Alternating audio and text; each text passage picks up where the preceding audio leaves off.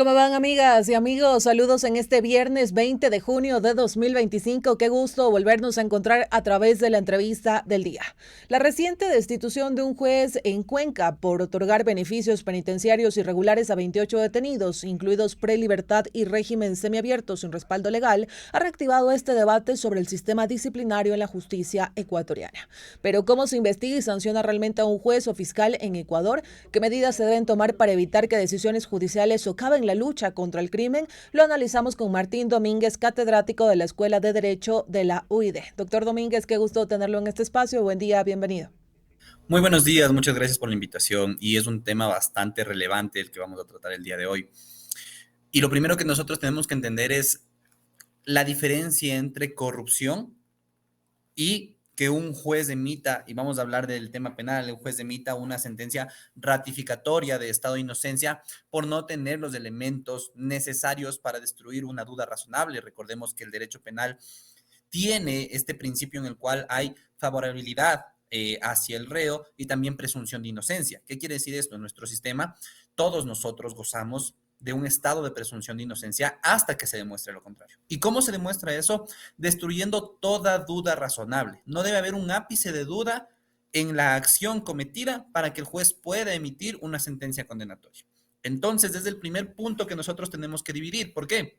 Muchas veces suele pasar que un caso mediático, un caso sonado, pasa a la audiencia, pasa a la fase judicial, pero el juez no tiene los mecanismos necesarios para poder emitir una sentencia condenatoria, no tiene las pruebas necesarias o lo que también llamamos nosotros la verdad procesal necesaria para poder emitir una sentencia condenatoria y tiene que emitir una sentencia ratificatoria del estado de inocencia por este principio de inocencia que tenemos. Y en ese caso, la primera reacción de la gente es, seguramente están cometiendo actos de corrupción porque es evidente que la persona está cometiendo un delito y el juez le está dando la libertad. Entonces aquí nosotros tenemos que dividir estas dos realidades. Por un lado, nosotros tenemos la verdad procesal y por otro lado tenemos nosotros la verdad material. La verdad material es como suceden los hechos, como lo puede identificar la gente. Sin embargo, la verdad material es imposible de demostrar porque no estuvo el juez en el momento de los hechos, porque el momento ya pasó en un previo pasado, entonces nosotros no podemos reproducir fidedignamente lo que pasó un día, 2 días atrás, unas horas atrás, y lo que nos corresponde en los procesos judiciales es tratar de demostrar la verdad procesal y tratar de que la verdad procesal se acople a la verdad material. Pero en el caso de no hacerlo, el juez decide solamente sobre la verdad procesal, sobre las pruebas que tiene. Y pongamos un caso en el que Fiscalía no adjunta las pruebas necesarias o no adjunta los elementos necesarios, el juez no va a poder decidir con una sentencia de culpabilidad y tendrá que decidir con una sentencia ratificatoria del estado de inocencia. Entonces es el primer punto, dividir en que no todo juez que libera a una persona que ha sido procesada comete actos de corrupción. Pero ahora vamos con los jueces. ¿Sí? Hacer una pausa, pero ¿qué pasa también cuando existe el caso de alguna persona que ya está detenida, ya lleva algún tiempo tal vez en un centro penitenciario y ahí se le puede otorgar alguna medida tal vez de prelibertad o se puede disminuir su pena? ¿Ahí qué ocurre en esos casos? Vamos nosotros. Cuando una persona ya tiene una sentencia de culpabilidad con una pena, esta persona puede, no es un recurso respecto al proceso en general, pero sí un recurso que se llama el recurso de revisión. Es decir, podemos revisar porque han acontecido hechos nuevos y hay pruebas nuevas que demuestran que tal vez sí había una duda, ¿ya? Y en ese caso el juez puede ordenar la libertad de esta persona. Pero vamos nosotros al caso de que un juez en verdad o que un fiscal en verdad quiera cometer no solo actos de corrupción, sino faltas, llámense leves, graves, muy graves, pues en ese caso la función judicial es el órgano que ejerce, el Consejo de la Judicatura es el órgano que ejerce esta facultad disciplinaria en contra de jueces y fiscales. Porque lo hace, esto lo hace porque puede haber faltas leves, faltas graves, faltas muy graves. ¿Y cómo lo hace? Lo puede hacer de diferentes maneras. La primera es de oficio. ¿Cómo, qué significa de oficio? Significa que los órganos del Consejo de la Judicatura pueden iniciar e impulsar de manera autónoma porque han demostrado que el juez, por ejemplo, nosotros, digamos, una de las causales para una falta, para un proceso disciplinario, actuar con manifiesta negligencia. Es decir, era evidente que la decisión no podía ser esa, y aún así el juez, que entendemos que es el juez el quien conoce el derecho, ha tomado una decisión adversa a lo que la norma decía. Por ejemplo, una persona que no fija pensión de alimentos en un proceso en el cual es evidente que es el padre y que debe fijar pensión de alimentos. Ahí vemos la manifiesta negligencia y se inicia un proceso disciplinario de oficio. También puede ser por denuncia. Esto quiere decir que cualquier ciudadano, ojo, no tienes que tener un puesto particular o una posición particular, sino que cualquier ciudadano puede interponer o presentar una denuncia sin necesidad del patrocinio de un abogado. Solamente tiene que incluir sus nombres, sus datos personales, y con eso inicia la denuncia respecto a lo que considera que se ha cometido como una falta. ¿Sí? Y por último, por un pronunciamiento judicial. Sí, aquí también quisiera hacer una pausa y precisamente sobre este caso que yo mencionaba al inicio en mi introducción para presentarle a usted en la entrevista, y es que el caso reciente de la destitución de un juez en Cuenca por otorgar beneficios penitenciarios irregulares a 28 detenidos, pues acrecienta este debate. A este juez se le destituyó. Aquí le quería consultar qué pasa con un tipo de una sanción disciplinaria en donde se destituye a un juez. El juez, esto implica que el juez no va a poder volver a ejercer bajo ninguna circunstancia, o existe ahí una posibilidad de reintegro tal vez a futuro cuando pasen unos años. ¿Qué pasa ahí en esos casos? Cuando un juez es destituido, no puede volver a ser juez, ¿ya? Pero tampoco estamos hablando de que se le ha quitado su licencia profesional. Eso quiere decir que sí puede ejercer dentro del ámbito privado, pero no puede ejercer dentro del ámbito público debido a que ha sido destituido, y esa es la sanción administrativa más grave que tenemos dentro de este proceso disciplinario, tanto para jueces o fiscales. Dentro de las sanciones nosotros tenemos, a ver, desde las más leves, que sería una amonestación verbal o escrita.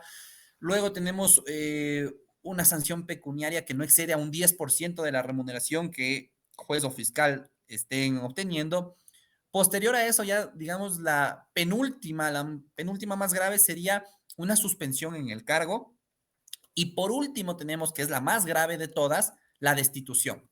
Y la destitución es en forma en la cual esta persona no puede volver a ejercer ese puesto al cual ha sido destituido, porque se ha demostrado que ha cometido actos de corrupción. Y ojo, que este proceso disciplinario no le exime de el inicio de un proceso penal.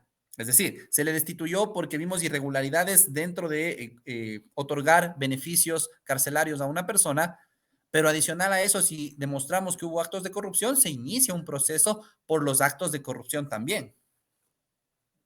Si aquí quisiera consultarle su análisis, ¿cómo ve usted que está operando el sistema disciplinario dentro de la función judicial? ¿Lo ve óptimo? ¿Siente que tal vez necesita mejoras? ¿Cómo ve estos principales mecanismos de control sobre jueces, fiscales y hasta defensores públicos?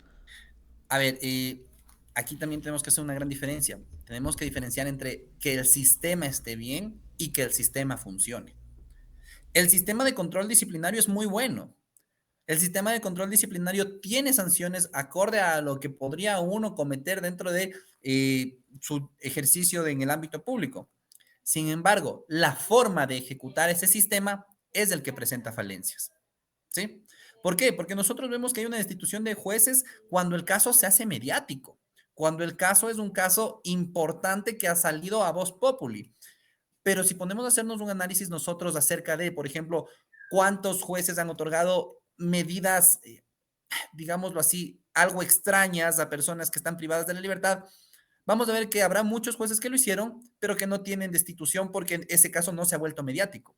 Entonces, ahí está el primer error o la primera falencia del proceso disciplinario, y es que te va a llegar el proceso disciplinario cuando el caso sea mediático, y ahí ya no estamos respetando nosotros uno de los principales núcleos o principios de este proceso disciplinario, que es la independencia. O sea, no tengo yo que estar sujeto a que la prensa, la sociedad empiecen a alzar la voz para iniciar un proceso disciplinario, sino que tengo que iniciar un proceso disciplinario cuando haya irregularidades. Ese es uno de los errores o de las falencias que podemos encontrar. Pero vuelvo a repetir, eso separado de que el proceso esté bien como tal, pues el proceso, a mi consideración, está bien, tiene sanciones acorde a las faltas que se puede cometer, y tiene un proceso de investigación que también no hace que el investigado, sea juez, sea fiscal, esté en un continuo o un perpetuo sufrir. ¿Por qué? Dependiendo de la falta que tú tengas, tendrás el tiempo de investigación también acorde a eso.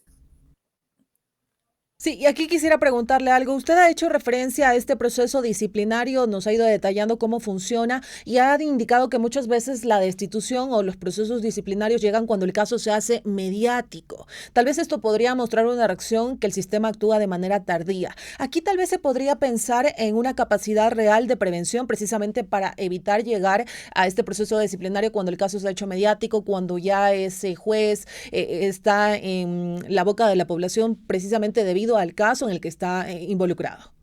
Claro, aquí nosotros tenemos que presentar o preparar más que un proceso de prevención, yo diría un proceso de precautelación en el cual en el momento de elección de jueces hay una fase que es la prueba de confianza.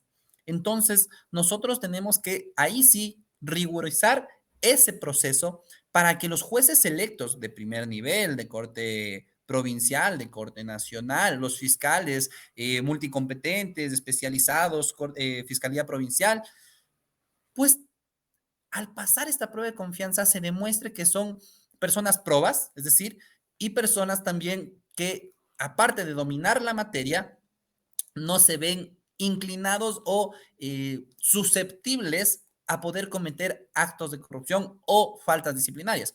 Pero ojo, entendamos nosotros que el proceso disciplinario exagerado en destitución como ha sido este proceso, es muy raro también, porque procesos disciplinarios, ningún juez está exento de tener un proceso disciplinario por una falta leve o por una falta grave, que son las causales que normalmente se inician procesos, pero no significa que el juez sea malo, no significa que el juez sea corrupto. Significa que, como todo ser humano, ha cometido un error leve y le corresponde una sanción respecto a ese error leve. Ejemplo, la carga procesal dentro de un despacho judicial excede a las capacidades que tenga un juez y se ha demorado de manera, entre comillas, innecesaria para responder o emitir una sentencia. Se inicia un proceso disciplinario porque se está violando el principio de no dilatar un proceso de manera innecesaria y tendrá una falta leve. Pero no es que el juez sea corrupto, no es que el juez está cometiendo actos ilícitos, sino simplemente que la carga laboral, la carga procesal excede a la capacidad de descarga del juez o del despacho del juez y corresponde emitir una infracción leve. Sí, pero ahí qué pasa también en este caso cuando lo que se cuestiona, ¿no? Se le entregan medidas sustitutivas a los presuntos delincuentes y en medio de este escenario también consultarle cómo ve usted esta decisión, esta promesa, en este caso del ministro del Interior, John Reinberg, que ha señalado que revelará los nombres de jueces y fiscales que otorgan medidas sustitutivas a presuntos delincuentes. Vamos nuevamente, nosotros tenemos una presunción de estado de inocencia, pero hablando de ya de personas que tienen una sentencia condenatoria, tenemos que ver uno de los principales núcleos de acción de los jueces, que es la motivación. No puedes tú, o un juez, mejor dicho, no puede decidir absolutamente nada si no está motivado y debidamente motivado. Entonces, mal se haría en crear un sesgo en el cual se diga todo juez que emita medidas, digámoslo así, beneficios, entre comillas, a personas que están privadas de libertad es un juez corrupto. Porque puede ser que esa persona lo haya motivado bien, puede ser que la persona dentro del centro carcelario haya funcionado nuestro sistema penal y la persona se haya rehabilitado y tenga derecho a tener estos beneficios, repito, entre comillas, o esta disminución en la pena, o una cooperación eficaz. Entonces, exagerar el punto en decir que todo juez o todo fiscal que emita estas medidas frente a una persona privada de libertad es un fiscal corrupto, es un juez corrupto, me parece una falacia, me parece una exageración y me parece contraproducente. Porque ¿qué es lo que va a pasar? Después va a haber en principio, una destitución masiva de jueces y posterior a eso, una inactividad civil en la cual nadie quiera ejercer como juez, sabiendo que estás sesgado y no tienes independencia judicial. No puedes decidir tú como juez que eres el ente competente para tomar esas decisiones, no lo puedes hacer, porque si haces algo que no está acorde a la política de turno, entonces vas a tener un proceso disciplinario de destitución. Ok, doctor Domínguez, ya estamos entrando a los minutos finales de esta entrevista y de manera muy breve en este caso, ¿cómo debería funcionar la articulación entre el sistema judicial, la policía, para evitar que decisiones judiciales, en este caso, debiliten operativos o estas acciones que se están haciendo para hacerle frente al crimen organizado? Ya en la parte En final. principio, yo creo que la mejor medida que podemos tomar nosotros es capacitación. ¿Por qué? ¿Qué es lo que sucede? El personal policial hace su trabajo, lo hace muy bien. Un fiscal jamás podría opinar sobre cómo un policía realiza la aprehensión de un detenido. Jamás podría opinar sobre cómo se hace la logística de un allanamiento, porque no es su experticia. Pero de igual manera, un personal policial no podría identificar cuál es el tipo penal que se está cometiendo, o mal harían en juzgar previo, porque ni siquiera es el fiscal quien juzga, sino es el juez, si es que se está o no se está cometiendo un delito. El policía tiene que limitarse a actuar dentro de lo que se le está solicitando, dentro de que si es que hay un delito flagrante, actuar dentro del delito flagrante, si es que hay un operativo, detener a las personas que están en la orden judicial o detener o aprender también los objetos, celulares, tablets, documentos que están dentro de la orden judicial. Pero adicional capacitación, ¿para qué? Para que los policías dentro del proceso no cometan algún error que después, por una nulidad procesal, se caiga todo el proceso. Es decir, el policía comete un error, digamos, no le lee los derechos al detenido, entonces no se califica la flagrancia y el juez no tiene otra opción que, al no calificar la flagrancia, iniciar una investigación previa en la cual la persona tiene su derecho de defenderse en libertad. Y no es que el juez le ha dado la libertad, sino que los derechos hacen que una persona con su presunción de estado de inocencia se defienda en libertad hasta que se demuestre lo contrario. Perfecto, doctor Domínguez, le agradecemos por su tiempo para los medios comunitarios de Corape. Gracias por estos minutos que nos dio en la entrevista del día. Que tenga un excelente resto de este viernes. Muchas gracias, un buen día, hasta luego. Que pase bien, hasta luego. Amigos y amigas, concluimos la entrevista. Sigan en sintonía de la red informativa que hacemos Corape.